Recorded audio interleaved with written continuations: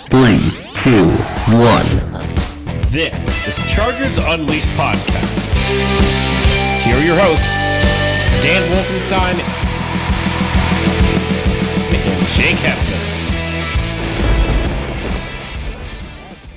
Welcome to Chargers Unleashed. Dan Wolkenstein and special guest Ryan Dyrud from LAFB Network. We got a great show for you guys today. We're going to go through all things Chargers draft picks 2 through 7 rounds, as well as UDFAs, as well as some late breaking news. Bryce Callahan is the latest Chargers. Before we get into any of that, this episode is brought to you by TickPick, Bet Online, Golden Road Brewery, Charger Bolt Family, and UFC Fit in Temecula. Ryan Dyrud, how are you, my friend? What's up, brother? Well done. You don't usually do the intros, so only took 3 tries. You did good. You sounded good. Third time is a charm. But thanks for having me. You know, shout out to Jake. I'll let you talk about it, but he'll be back here soon. But I'm very honored to fill in his stead for the time being. Yes, our thoughts are with Jake. We're thinking of him. He'll be back soon. Big shoes to fill. I can't do ad read to save my life. So Ryan, you get to do the Bet Online ad read whenever you'd like to do it. But before we get into that, you, my friend, and many of our LAFB counterparts were in Las Vegas for the NFL draft. You got to kind of see everything live, up close and personal. Real quick, before we get into all of the draft picks, selections, our feedback, and Bryce Callahan news, how was the draft for you? Anything stand out? Anything that was like, damn, I got to go back to the draft next year? Yeah, draft was great. It was a blast. I know you joined us virtually on day 2 and got about 3 words in with all the drunkenness of the people in the room live there, which was a blast, but it was just like trying to talk over people. I was going back and editing some of the shows, and there was like 4 conversations going on. I'm like, well, I don't know if people are enjoying this or not, but I think the analysis was good. But no, I mean, it was a blast. You know, Vegas always does things in a fun way. We were kind of talking, Dan, on day 3 when we were doing our final stream, that kind of just saying like what our thoughts were of the draft in Vegas. And while Vegas did a great job, I don't think they really missed on a lot of things. I think the draft itself is better phased in a different city because think of it like this, like it was in Cleveland last year. It's in Kansas City next year. When you go to those cities for the draft, you are there strictly for the draft. Where draft was in Vegas, it was a blast, but people were excited about the draft, but then they're excited about gambling, they're excited about drinking, they're excited about clubbing. It's just a different vibe. So other things.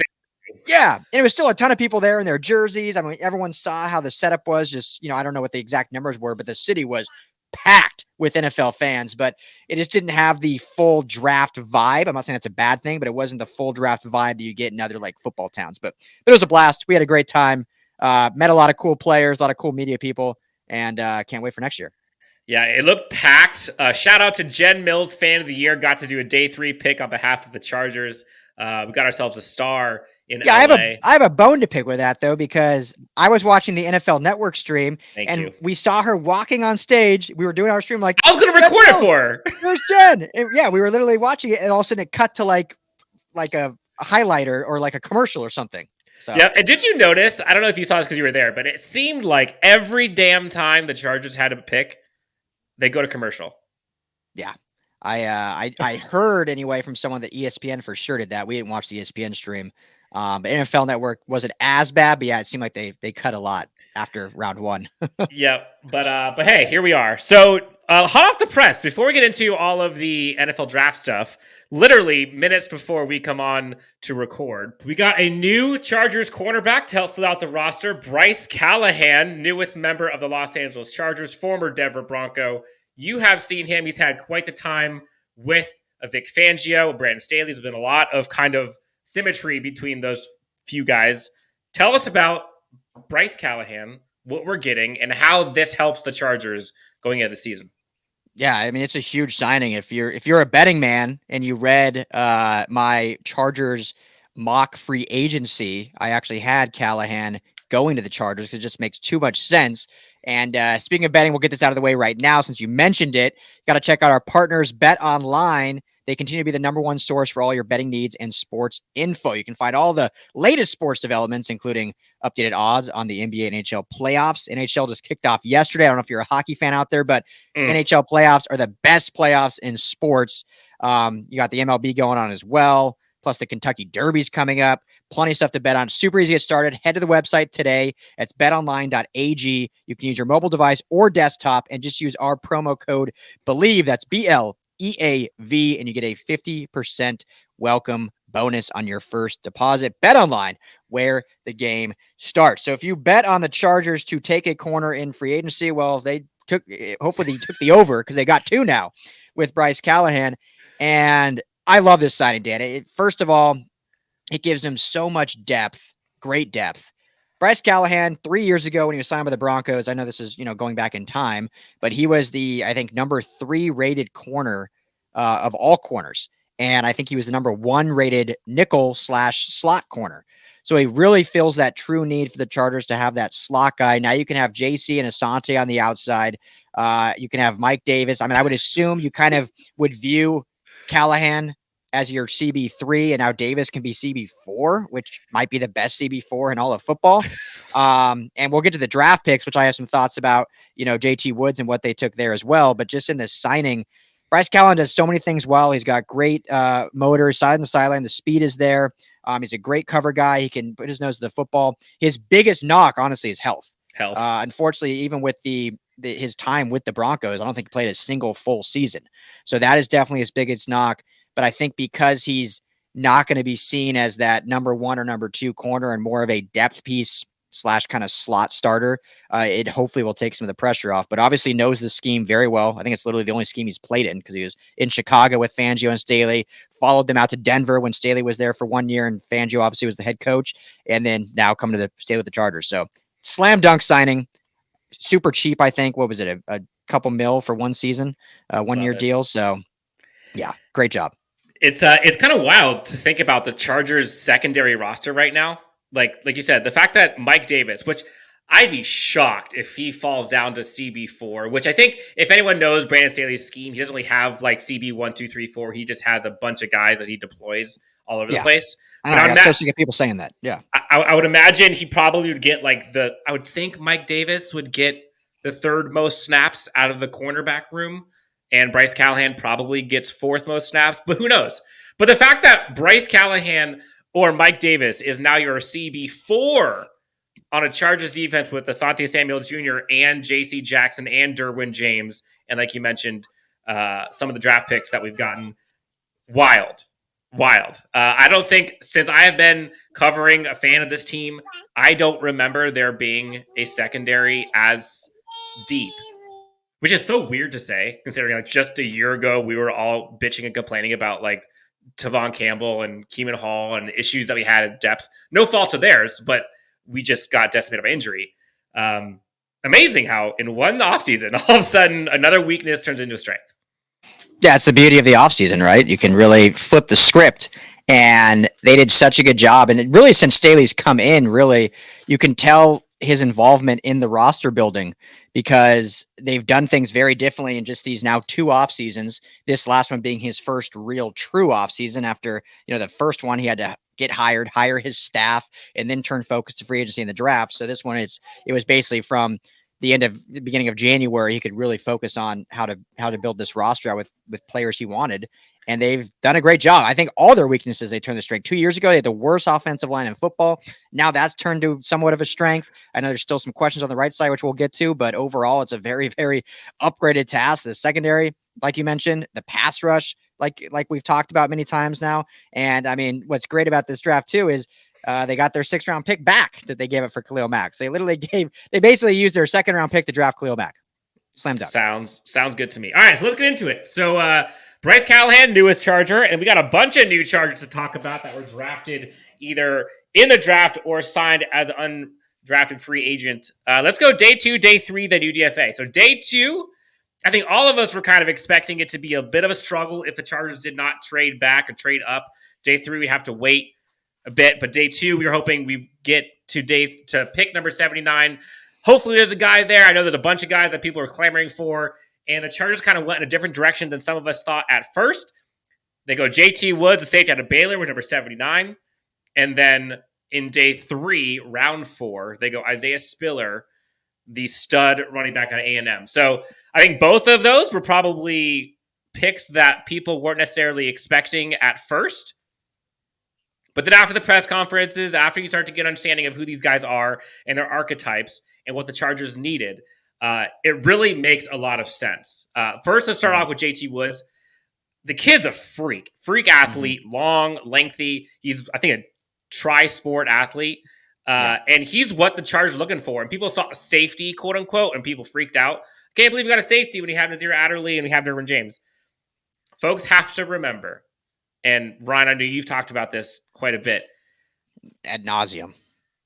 In the Brandon Staley defense, they do not have corners and safeties. Like, they literally have linemen, then they have, like, the middle section, whatever you call them, linebackers, I guess, and then you have the secondary. That's it. And then they interchange the secondary all over the place. So just imagine all of these secondary corner / safety guys you picked up as one group. So as a secondary player, JT Woods makes total sense. And honestly, I think he brings kind of the length similar to a Mike Davis, but I think he's a little bit more twitchy than Mike Davis. I like him. And I think Daniel Jeremiah had him ranked pretty damn high as well. So good pick. I thought the Chargers did okay with that. Again, it took us a bit to understand and kind of get a sense, because I don't think he's on many draft boards or mock drafts. But what do you think of the pick? Yeah, not many to the Chargers specifically. Obviously, like you mentioned, Daniel Jeremiah has him rated high for other teams. I love the pick. I mean, I try to not be too optimistic all the time, but I'm just naturally more optimistic, and I can see upside on a lot of things, whereas some other people are more doom and gloom and like they almost look at the negatives. But I mean, you hit the nail on the head, and I've said it so many times that I'm sure people are sick of hearing it. But in the Staley defense, and really even a lot of defense in the NFL today, not just Staley's. I mean, there's a lot of defense that do this, but you have defensive backs. You don't necessarily have corners and safeties. Obviously, certain guys do certain things well. But if you look at JT Woods and being, like you mentioned, a multi-sport athlete, led the team in interceptions last year. Anytime your safety is leading your team in interceptions, it probably means he's a ball hawk. Probably means the guy can cover. Probably means the guy can play all over the field, which is what they're seeing as. And he's going to be utilized in a number of different ways. Now, obviously, you have more time to develop him if you need to, be it with the signing of Bryce Callahan. But I thought this was a fantastic signing just because outside of Derwin James, I know Nasir Adderley is still like a very promising player, but he had some injury concerns. I don't think if we're looking strictly at safety, I don't think Alohi Gilman is someone that people want as the starting safety next to Derwin. So, I mean, you're adding another guy that gives you more depth. They had Mark Webb last year, who I was pretty high on, even with how late he was drafted, but he was unhealthy all year. So you just add more depth to not only the safety room, but specifically the defensive back room, and a guy that can really play all over the place. So everyone that was, it gets to that point, Dan, where in recruiting, a lot of times when you're looking at like college programs and who they're recruiting, a lot of players that play corner or safety under the recruitment umbrella, they don't even put CB or safety. They put ATH, meaning like athlete. It's just a dude that is an athlete and can cover and kind of play all over. I wish they would almost do that in the draft, so fans would say, okay, we drafted a defensive athlete, and not be like, wow, we don't need another safety. It's like, well, no, you need another athlete on the back end.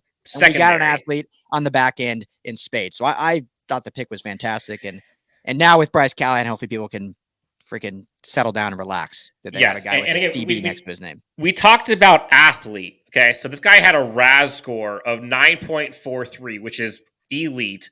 Pretty good. Some of the testing numbers he had were insane. 40 time, 4.36. That might be the fastest on this team, to be honest. 39.5-inch vertical, 10 feet, 8-inch broad jump. And the kid's a ball hawk, honestly. I honestly think he's going to be used a lot more than folks realize. And imagine him as a special teamer as well, bringing speed as a gunner. Yeah. So what was your high jump, Dan? What was your vertical? Like 16 inches, maybe. Honestly, I have no idea. We should do that. You never did? Well, did you play any sports in high school? I didn't play any sports that needed a vert. No. Okay. Mine was a touch over 35 back in my heyday. Ryan, 35-inch vert, white men can jump, huh? I know. I could dunk a volleyball at 5'6", 5'7". I can't anymore.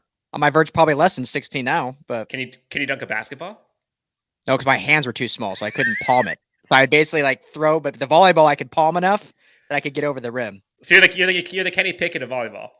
Exactly. Like, don't give me a Whopper. Give me the Whopper Junior, unless my hands look real small. Fair. Okay. So We get our secondary piece again. I think that was a big need.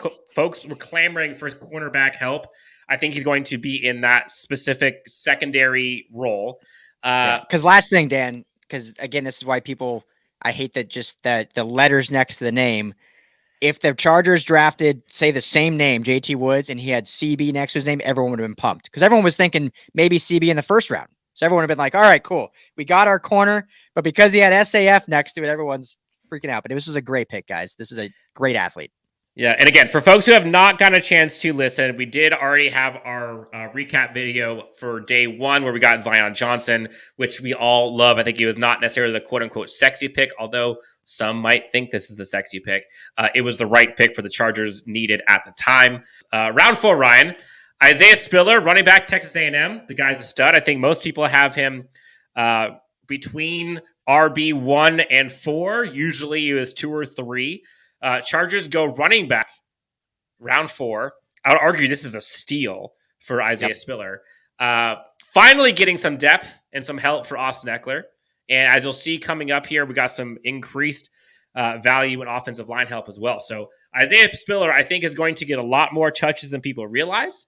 And I think was probably a bigger need than I think folks would actually give credit to going into the season. Everyone talked about Austin Eckler and how great he is, which he is. But he has been clamoring for 3 years now to get someone to help him take the load off so that he can focus on being him and not have to be that every down back. Because as great as he is, like, you don't want him getting that much ground and pound hits all the time. And CJ Spiller, like, that's what he's built for.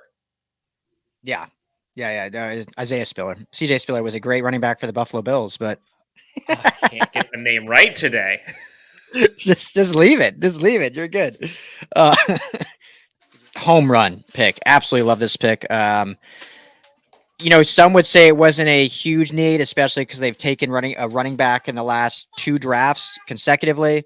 It's my opinion and many out there that you should just take a running back every single year at some point in the draft because, hate to say it, love running backs as people, love what they bring to a team, but value-wise, especially when it comes to the cost control, it makes more sense to have just a stable returning every year instead of signing one guy to a big contract. So for those people that are worried that they drafted one last year and the year before and Kelly and Roundtree, it's like, you keep it going every year. But Spiller himself is a slam dunk pick. I think he's, 3 years starter, essentially almost 1,000 yards every single year. His freshman year had like 964. So just a touch under 1,000. He had 20 plus receptions every single year at Texas A&M. Played in a Jimbo Fisher offense that is very, pro friendly. It's not that like air raid college style where you have some concern and guys going up into the pros, like a Jimbo Fisher offensive player. Exactly. A Jimbo Fisher offensive player is going to be fairly ready for the NFL right off the bat. He's a big body dude. He runs between the tackles. I just think it's a great pick. I think he's the automatic CB2, and I would argue he's kind of like CB1B because now you don't have to rely on Eckler to do as much. Who, as good as Eckler is, he really hasn't been able to finish seasons lately due to injuries. Had, obviously the big injury 2 years ago, and the last year got kind of banged up a little bit here and there. So now you can take the pressure off him, and really that will just, in my opinion, unleash, since this is Chargers Unleashed, Austin Eckler even more, because you don't have to use him as much and put as much wear. And then when he is in the game, he's that much fresher. So I think this is a slam dunk pick. And now it's kind of seeing which of Kelly and Roundtree, if either, makes this roster. Which that's going to be the interesting part as we get to the UDFAs later on. There are some guys that are going to be breathing down their necks for them to be able to actually stay on this team. So running back is going to be a training camp battle to watch. Question for you though, Ryan. I have my feelings. Where are we going to see the impact of Isaiah Spiller the most in game? It's a good question. We'll have to obviously see kind of how the depth chart shakes out in training camp and whatnot, but just on surface level from seeing what we saw in college and seeing how they really could not solidify a running back 2 last year.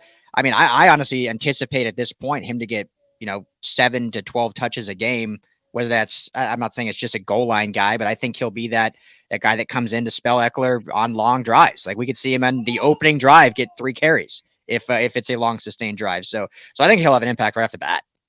Yeah, and I think the part that we saw unfortunately unfold constantly was the Chargers kind of were handcuffed a bit because of the lack of consistency with kind of the ground and pound feeling. And getting a Zion Johnson, getting Isaiah Spiller, I think where you're going to see his impact felt the most is going to be like late in crunch time situations, end of games when you need one drive to kill the clock, kill the game, and go out and win it. And you need 3rd and 1, 4th and 2, those kinds of things. Having him and Eckler, imagine both of them in the backfield. Well, here's a good example, Dan.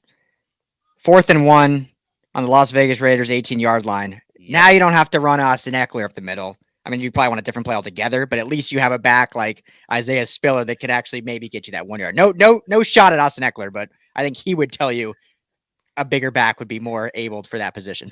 but imagine 4th and 1, right? Your own 18. You got Austin Eckler to the left of Herbert. You got Isaiah Spiller to the right. You could either run draws both sides from either one. You could have them go out on option routes.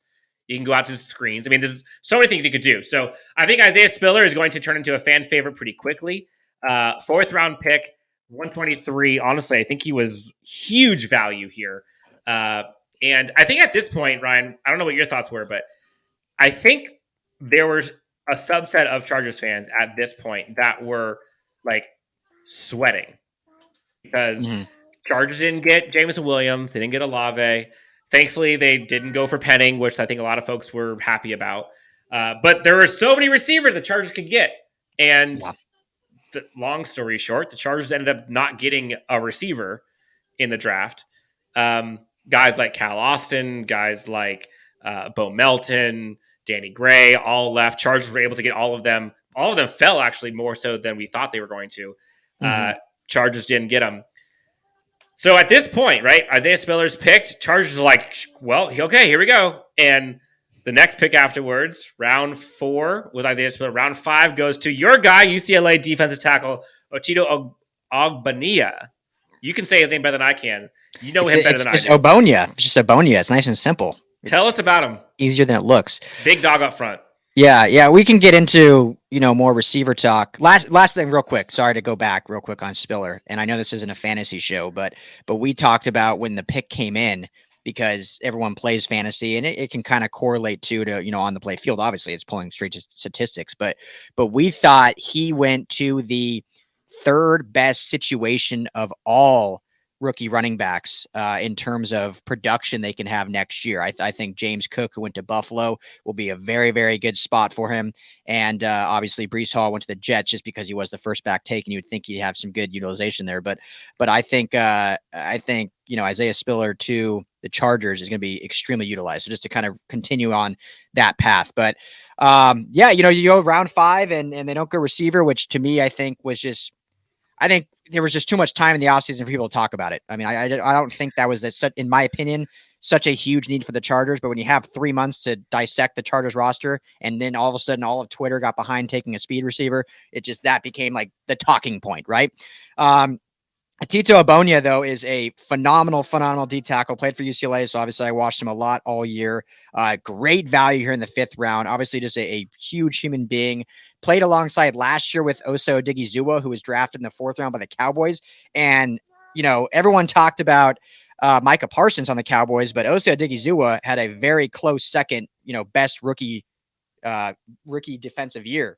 That's how good he was with the Cowboys. So I think Otito Ogbonnia can have similar projection. And again, we talked about before, you take a weakness on this team and now make it a strength by adding Sebastian Joseph Day, adding Austin Johnson, and now you add Ogbonnia in the draft. And, it's just a guy that is a great run stuffer. You can also rush the quarterback from the inside. I think he has more elusiveness than probably people will see from just his size and frame, but he can really kind of bend around, those guards and centers. But I think he'll earn his keep is in that run defense, which obviously was the biggest need of this Chargers defense. So I think it's a great value pick in the 5th round, a guy that really can have legit production and playing time like early on in rotation. Which last thing I'll say, and I'll jump to you because I'm getting long-winded here. In this true, not just, we always say Staley defense, which is obviously true, but even just the modern defense, it's better to have 6 or 7 defensive line bodies that you can keep fresh, rotate in and out, than have your 3 starters that are going to play 90% of this time. Like that's just not the best way to play defense in today's age, especially with how fast these offenses are and how quickly they're calling plays. So it's just a great value pick there in the 5th. Yeah, and we heard Brandon Staley talk about the team being rugged and more physical on both sides of the offensive defensive line. And you kind of saw those fingerprints all over this draft. And Otito's another one. I mean, the kid's jacked when it comes to like upper half body strength. Like, I do not want to get in a punching fight with this guy. And putting him in that interior defensive line along with those guys you mentioned, like, the goal is to keep these guys fresh and in a rotation and allow them to do what they do best. We saw the Chargers did not pick up the 5th-year option for Tillery. I honestly, regardless of what they do with him after this year, I feel like he's going to become more of like a bulk edge rusher versus the interior defensive line. And honestly, that's probably best for him because I think he's better as a pass rusher than he is stopping the run. So again, beefing up the interior defensive line, I think was a huge goal for this year. And obviously they went ahead and did that. Moving in around 6, okay. 2 guys here, Jazir Taylor out of Wake Forest, and then arguably the most value high pick we've gotten in the draft at all, Jamaree Salyer, the guard out of Georgia, flexible, has played all 5 positions. The guy's a stud, huge. Honestly, I think people thought he's going to go 3rd, 4th round. I thought he was going to be gone 3rd, 4th round. I couldn't believe that he was still there in round 6. Chargers beef up offensive line to go with Zion Johnson. And honestly, Ryan, both of these guys could be starting guards in the NFL. And with them, along with Filer, potentially Ibushi, we'll see what happens with him. You got Rashawn Slater, you got Corey Linsley, you got Trey Pipkin, Storm Norton. Like, there's so many guys. Brendan Hymus. You got so much flexibility now where when they originally drafted Zion Johnson, they were saying, they see him as a right guard. And that's it. But then you go and draft this guy. I mean, Filer, Johnson, and Salyer, all 3 of them, in theory, could play guard and tackle. Yeah. So, I don't know. Like, it'll be fun to see training camp where these guys end up. But the good news is Chargers have offensive line depth for seemingly the first time in a decade. Still, maybe something to do right tackle. But overall, this is crazy. Yeah, absolute home run pick, I think, with Salyer. And, you mentioned it, he played on the other side of Andrew Thomas at Georgia, who is obviously a 1st-round pick by the Giants. And, we talked about it on our show. When you get this late in the draft, and we could obviously get in the depth of Salyer as a player and his experience and his size and his build and playing tackle, the versatility, being able to play guard. But also you look at pedigree, right? And there's that saying, don't draft the helmet, draft the player, right? And it's that goes back to, especially when you look at quarterbacks. And I know it was talked a lot last year with Justin Fields because there's the pedigree of Ohio State quarterbacks that have never made the transition to NFL, like literally any of them really. So there's the people like, well, maybe it's just the Ohio State system or pedigree, but then there's the other people like, no, you draft the prospect. Like, we're looking at Justin Fields individually. I think that's very true, especially with quarterbacks, but for sure in like rounds 1 through 2, maybe even 3. But once you're getting to those later rounds and you're kind of just throwing darts at a board anyway, you kind of want to look at school pedigree. And when you look at Georgia, not just the history, but specifically last year, that was the national championship team that put up insane numbers, obviously on defense, but still had a very solid offense with guys like George Pickens on the outside. And obviously the kind of question marks at that quarterback, but then you look at James Cook in the running back room and you look at that offensive line and what they're able to do. And Salyer in his own right is a great player, as we mentioned, with the size, the intangibles, the experience, but also you just kind of look at, hey, this is a guy we're taking in the 6th round, played for Georgia, started with Andrew Thomas as well, who was a 1st-round pick. And you kind of start saying, if we're going to throw a dart, like, do we want to throw a dart at a guy from Sioux Falls, or do we want to throw a dart at a guy that played at Georgia and won national championship? So it's a great pick. You said everything else about it. It just adds so much more depth to this offensive line that they haven't had in years. And, at this point, I think we all just have to trust this front office that they kind of know what they want to do at right tackle. And I think you're not drafting 2 guards while also having Filer and, Brendan Hymus on the roster with not having any clue what you're doing at right tackle. They obviously have a plan in place, whether that's moving someone over or they just really trust Trey Pipkin's development over the last offseason. So I'm kind of in that camp where great draft pick there, more depth, but I think they have a plan altogether in what they want because you don't just draft with no plan, right? Yeah. So, question then for you: with Salyer and Slater and Filer and Johnson, and then of course Pipkins, and of course Corey Linsley at center, yeah. Lindsley, and you also have Storm Norton. Do the Chargers have their right tackle on their roster currently? I think there's some vets out there that I think they'll make calls for. I think you bring someone else in the training camp. I truly believe, especially after talking to you, after listening to some press conferences, I'm kind of leaning towards they feel good about Trey Pipkins. It seems like I don't think it's Storm Norton necessarily, but at least they know he can play it. Maybe not well, but Looked they good have a guy last that year in limited played it action. last year. But I think they truly think Pipkins has made that leap. I mean, he showed in 2 games last year a definite improvement, and then has been training with Rashawn Slater and Duke Mayweather, who's one of the best in the business at private training, who's spoken very highly of him. But I still think they bring maybe another vet in the training camp to either push him or just as a backup plan. Or, we could even see an early season addition. When Ode Ibushi went down last year, they signed Michael Schofield, who had familiarity with the organization kind of off the street. So I don't know if they're necessarily done yet, but I truly do believe that they, at this point, seem pretty confident in who they have. And I could be way wrong on this, but I personally lean that way as opposed to the ones that think they're going to kick Filer out to tackle. I think they're going to keep him at guard. Yeah, it seems like that's just a lot of noise, a lot of movement. And I think them talking about wanting to keep the left side strong, which honestly now they have both left and right side strong, except for the tackle position. I think you want to stay as consistent as you can. I mean, imagine if they could just get average. Like if Trey Pipkins, Storm Norton, or whoever, Salyer, doesn't matter, can just be an average right tackle. And you can go average right tackle, and then you can have Zion Johnson, Corey Linsley, Matt Filer, Rashawn Slater. Like that is a great offensive line, and one the Chargers have not seen in a decade plus. Oh yeah. Well, and the one thing I will say, because I agree with you, and I said it already. I think they keep Filer at that guard position, but by drafting now 2 guards and still having, like we mentioned, Hymas on the roster. If let's say they start the season off with Pipkins at tackle, they go Slater, Filer, Lindsley, um, uh, Zion Johnson, and then Trey Pipkins. And let's say the first game, like Pipkins just gets put through the washer and doesn't look good. Well, then they have the versatility, like, okay, you know what? Let's kick Filer out, and now we can either slide in Salyer or Hymas to that left guard. You got spot, backup plans, and we're not we're not screwing ourselves over, and we still have more depth. So.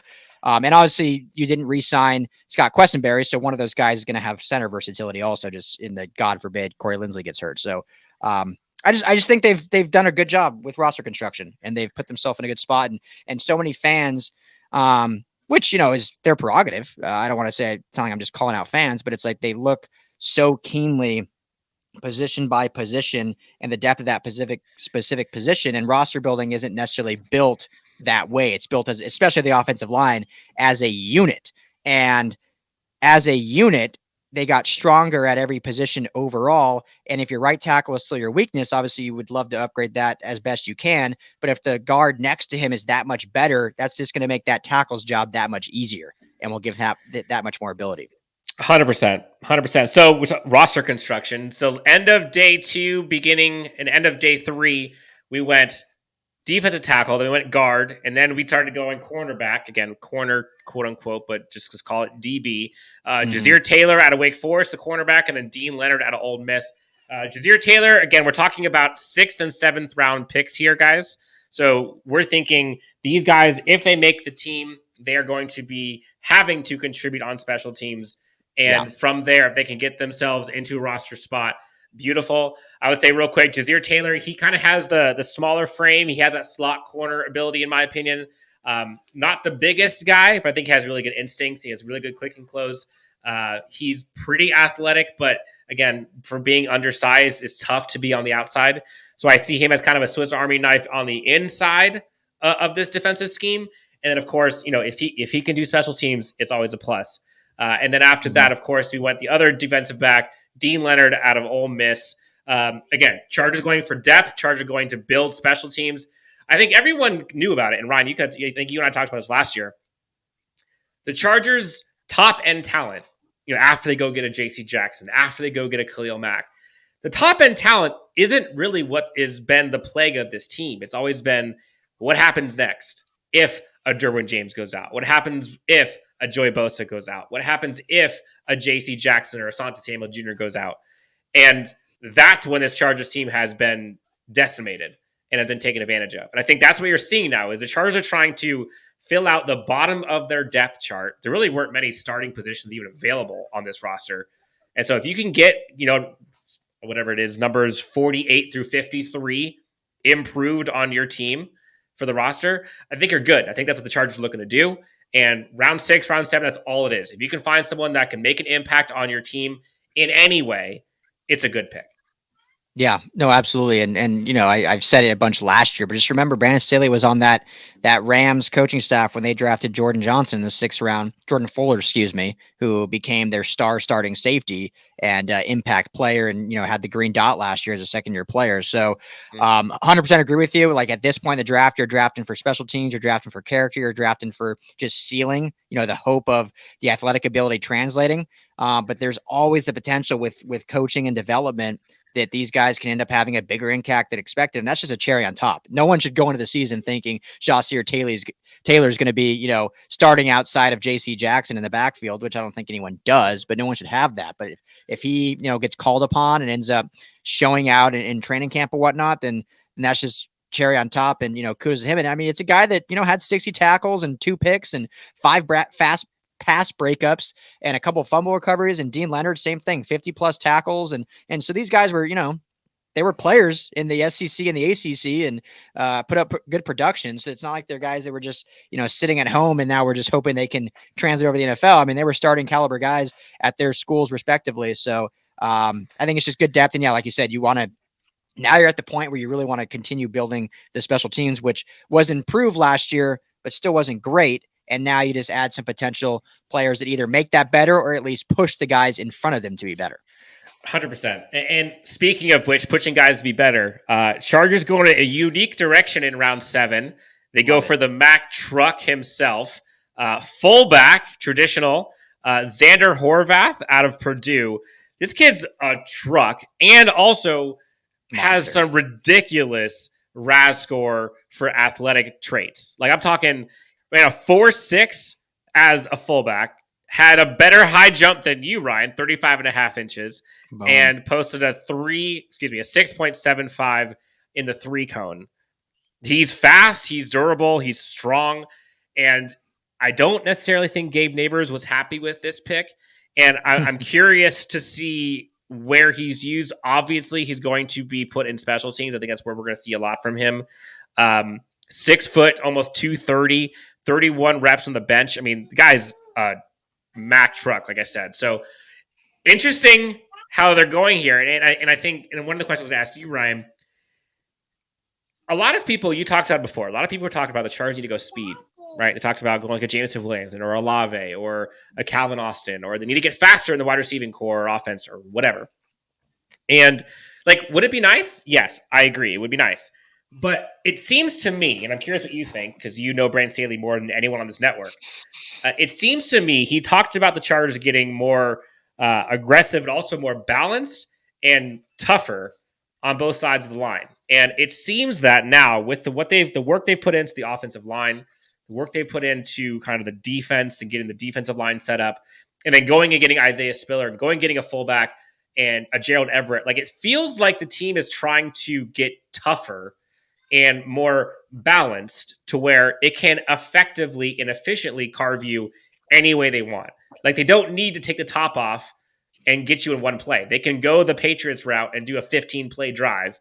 They can go the Titans route and just run it down your throats. They can go the Rams route. They can go the Packers. Like they're trying not to be handcuffed. So it seems to me, as much as people like to have had more speed, I'm not necessarily sure that's the most efficient way to win a championship. What say you?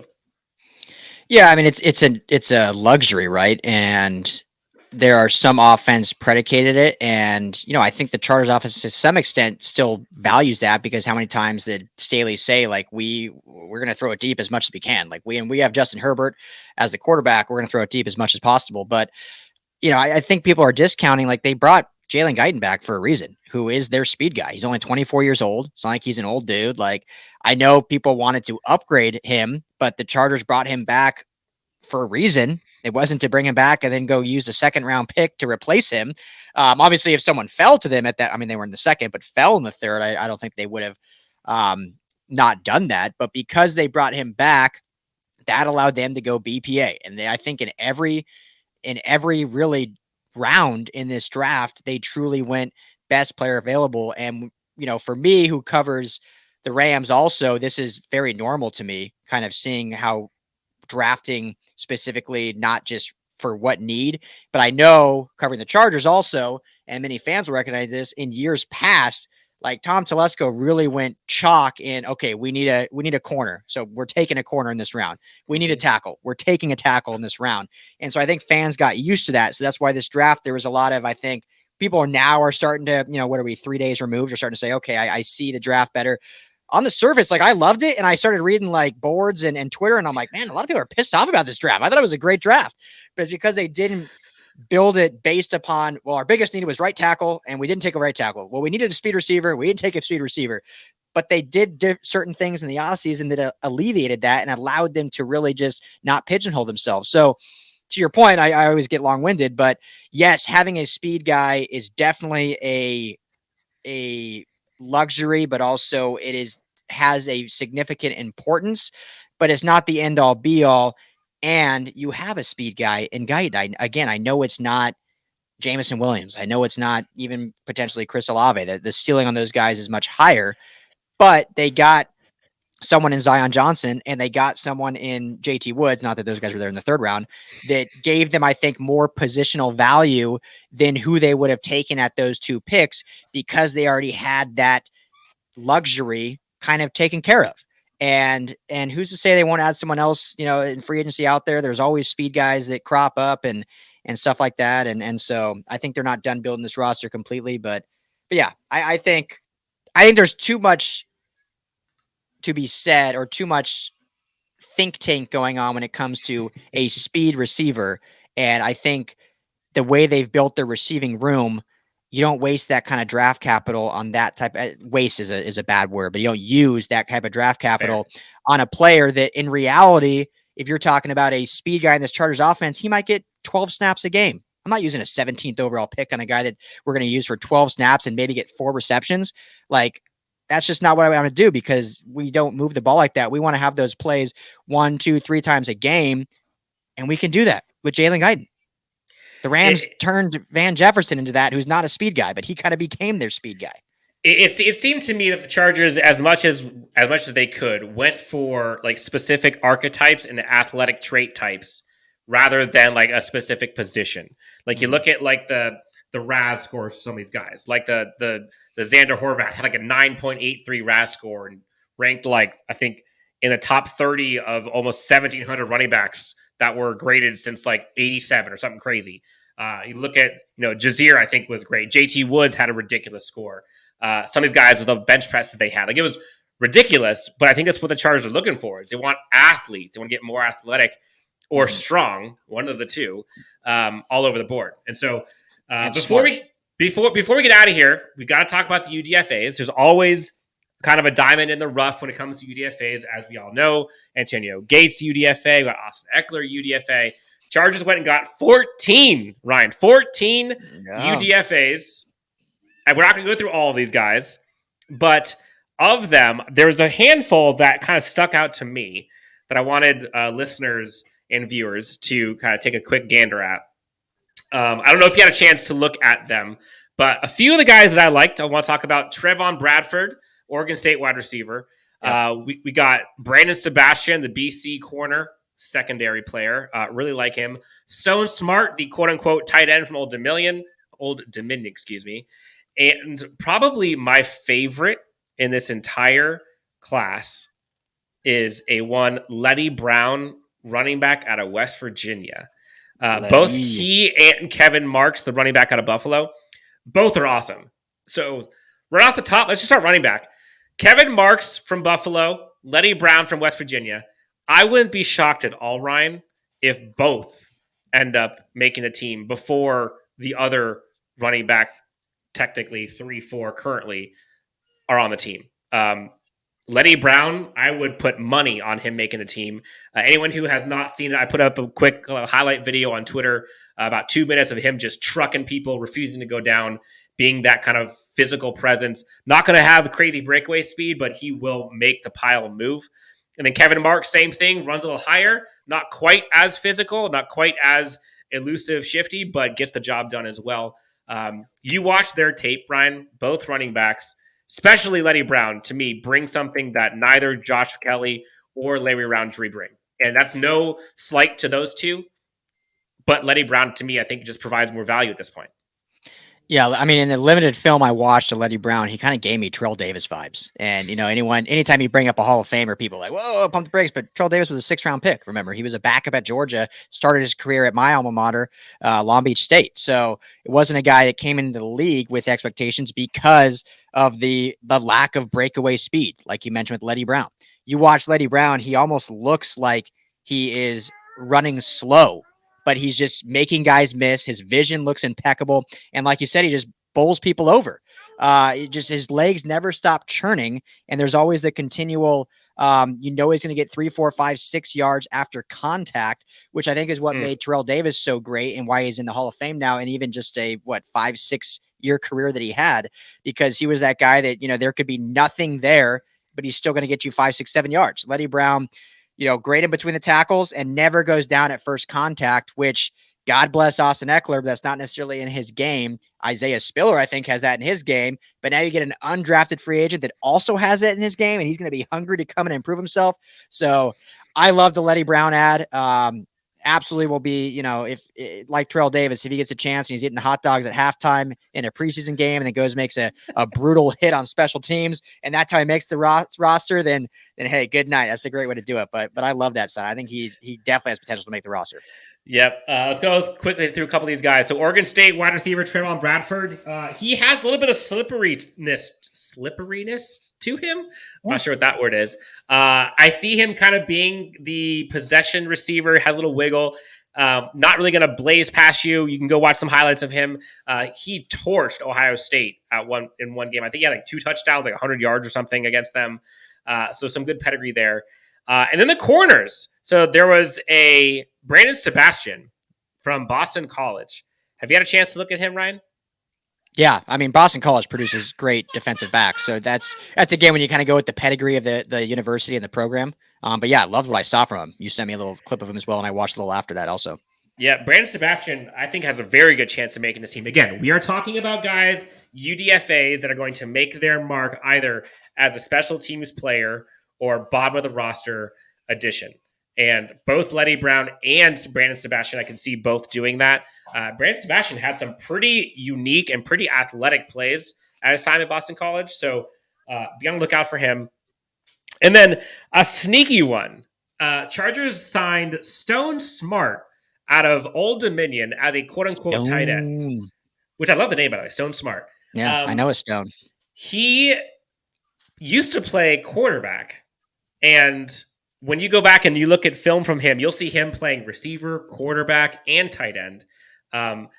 Honestly, when I saw him play at all the positions, I almost felt that the Chargers were bringing him specifically to be a camp body and act as if he is a Mahomes, a Russell Wilson, one of those athletic, outside the pocket quarterbacks for the Chargers defense to be able to kind of scheme up against. Not necessarily a tight end. I don't see him being a tight end for us, but when you watch him and you watch what he looked like at quarterback, I can see like the Marcus Mariota type of, if we could just have someone like that on our roster who can make our defense think and have to go up against someone athletically like that, I like it. So I'm not sure if he makes the team. I don't think they're going to carry 4 quarterbacks at this point, or 5 tight ends. But it was interesting. I think he's going to be utilized differently than what his position says on the roster. Yeah, I mean, he has the size, right? 6'4", like 235 to play that tight end. The last one I can remember that played quarterback in college, and obviously at a bigger pedigree, but that made that transition was Logan Thomas, who played quarterback, I believe, was at Virginia or Virginia Tech, I think. And now he's obviously the tight end been for he started off, I think, with Arizona. Now he's with Washington. And outside of health concerns, he's actually had a pretty good career as a tight end. And so I agree with that. I don't know if he's brought in to necessarily make the roster as a tight end, but he has that versatility. He has the size. And, I think the tight end depth, though, obviously with the signing that they had in the offseason, and then, with the guys they, drafted last year and Trey McKitty and a few other ones, but I think there's still a chance for him to make it there. I mean, there really isn't like locked in 3 or 4 guys. It's kind of literally, you're probably locked in with Trey McKitty and Everett Parham. Everett. Thank you. Gerald Everett. Those are probably your 2 locks. Other than that, I think it's pretty open. So he may have a shot. I think he has a shot if they go 4 tight ends. If they go 3, I don't see him being able to go above Donald Parham, Everett. Yeah, Parham's probably close to a lock too. That's right. Just, as a red zone threat and whatnot. And, they did. Yeah, plus now he's a fan favorite, man. Everyone loves him, Chicken Parham. Yeah, Chicken Parham. That's right. So that's going to do it. So we went through a ton of guys. I think we went through 7 rounds. We went through, I think, 5 different UDFAs that possibly could make this team. They literally signed like 14. They got like a kicker, center, tackle. They have all kinds of guys. I haven't had a chance to watch all of them, but the ones that I have, probably about 2/3 of them, the ones I mentioned are probably the ones I like the most. Ryan, tons of stuff we went over. Appreciate you coming on. As a former LAFB member, also founder of LAFB, tons of fun stuff coming up here the next week or two for both LAFB as well as for Chargers Unleashed. We may have some special guests coming. We may have some giveaways. We may have some events, stuff coming up for training camp. Lots to be excited about. So tons of content. Anything you want the listeners, viewers to know or to see from an LAFB's perspective or from a Ryan Dyrud perspective? I think you hit it. I mean, just, we appreciate all the support, and, Mia's trying to give me my LAFB hat. So good product placement there. We just, it's this, call it the dead time, the dark time from May till July where there's really nothing going on, but the train doesn't stop with LAFB. I think we got a ton going on, and that's a good segue to that. So Mia, she loves it. Thank you, Mia. There's your guest appearance. Dan Wolkenstein, Ryan Dyrud, special guest Mia in the house for LAFB. Guys, thank you so much for tuning in. This has been so much fun. Ryan, thank you so much for coming on, man. Always a pleasure. Always do. Thanks for having me. We'll be doing crossovers like this all off season long and into the season. So thank you. You name it. All right. Again, you guys can find Ryan at Ryan Dyrud LAFB on Twitter. Myself at Chargers Homer. Again, you can find us on Twitter at LAC_Unleashed. Go ahead and hit that like, subscribe. If you guys found us on YouTube, find us there. Anywhere you get your podcast, you name it, we're there for you. Thank you guys so much. Bolt up, and we'll talk to you guys next time on Chargers Unleashed.